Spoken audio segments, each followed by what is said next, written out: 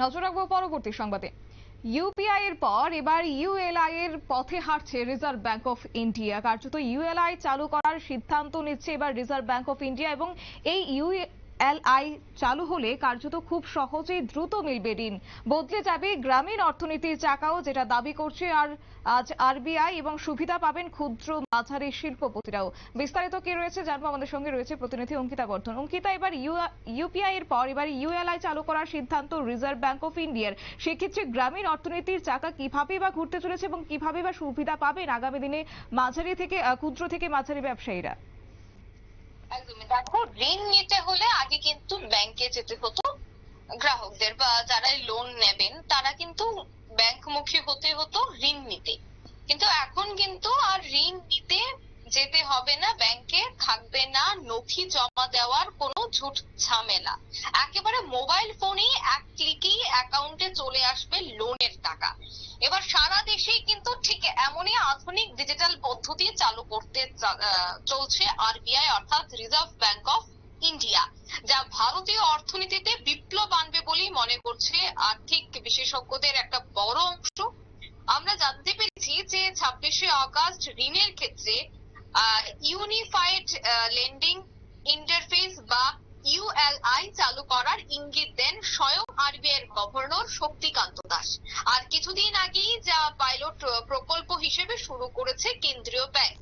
ইতিমধ্যেই জানা গেছে যে ইউপিআই এর সঙ্গে এর তুলনা টানছে শক্তিকান্ত।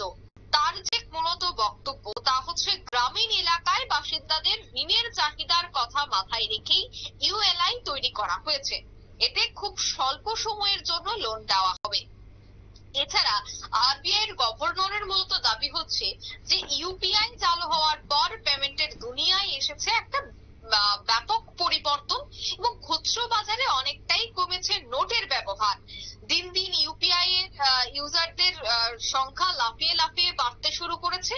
তাই ইউএলআই ব্যাপক ভাবেই শুরু হলে ঋণ দেওয়ার যে পরিমাণ, সে পরিমাণটা কিন্তু অনেকটাই বাড়বে, যা গ্রামীণ অর্থনীতির ছবিটা পুরোপুরি বদলে দেবে বলেই তিনি জানিয়েছেন।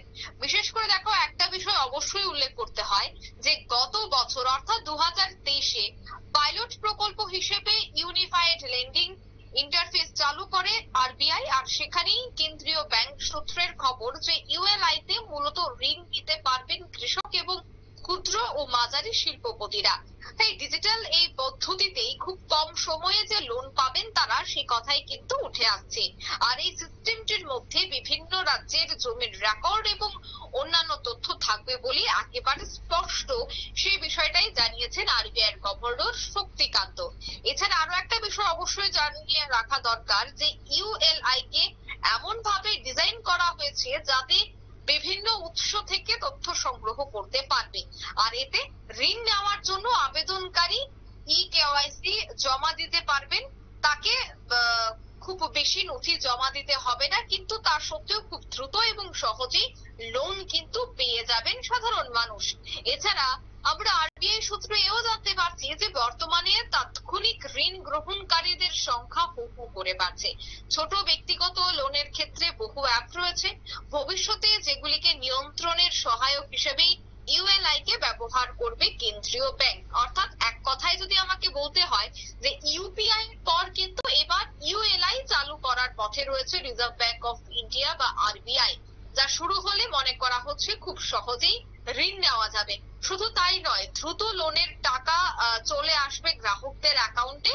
আর আরবিআই এর গভর্নরের দাবি যে এই ইউএলআই বদলে দুঃখিত, এই ইউএলআই বদলে দেবে গ্রামীণ অর্থনীতি, পাশাপাশি এই সুবিধা পাবে ক্ষুদ্র থেকে মাঝারি শিল্পপতিরাও। কারণ আমরা বারবার দেখি কোনো একটা লোনের ক্ষেত্রে বারবার ব্যাংকে যেতে হয়, বহু নথি জমা দিতে হয় এবং নথি যদি ঠিকঠাক না থাকে সেই লোন রিজেক্ট করে দিতে হয় বা ব্যাংক কর্তৃপক্ষ সেই লোন রিজেক্ট করে দেয়।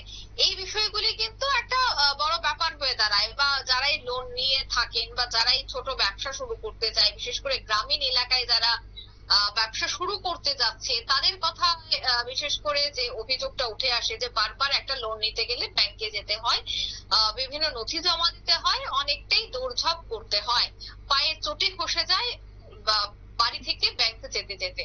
তো সেক্ষেত্রে এই বিষয়গুলি যেন না হয়, তাই আরবিআই কিন্তু এখন একটি বিশাল পরিবর্তন আনতে যাচ্ছে। যে খবর আমরা পাচ্ছি যে আরবিআই এর পর এবার ইউএলআই চালুর পথে রয়েছে আরবিআই। ইউএলএ তে খুব সহজেই দ্রুত মিলবে ঋণ, বদলে যাবে গ্রামীণ অর্থনীতি, দাবি কিন্তু আরবিআই এর। অর্থাৎ অঙ্কিতা, সেই জায়গায় দাঁড়িয়ে এই যে সহজ পদ্ধতি এবার উঠে আসছে ইউএলআই, তো সেক্ষেত্রে আগামী দিনে কিভাবে বা তারা সুবিধা পাবেন বা শিল্পপতিদের কিভাবে বা অ্যাপ্লাই করবেন তারা, এই বিষয়টি কি এখনো জানানো হয়েছে? দেখো, যেহেতু এখনো পর্যন্ত ইউপিআই রয়েছে, তাই ইউপিআই এর পর এখন ইউএলএ চালু করার পথে রয়েছে আরবিআই। এখনো কিন্তু প্রক্রিয়া চলছে, এখনো পর্যন্ত ইউএল চালু হয়নি। যখন ইউএল অফিসিয়ালি চালু হবে তারপরে কিন্তু সমস্তটা বিষয় ধীরে ধীরে জানা যাবে যে কিভাবে অ্যাপ্লাই করবে, বা যারাই ঋণ নিতে ইচ্ছুক তারা কিভাবে ঋণ নেবে, কোন কোন ব্যাংক থেকে সেই ঋণ নেওয়া যাবে।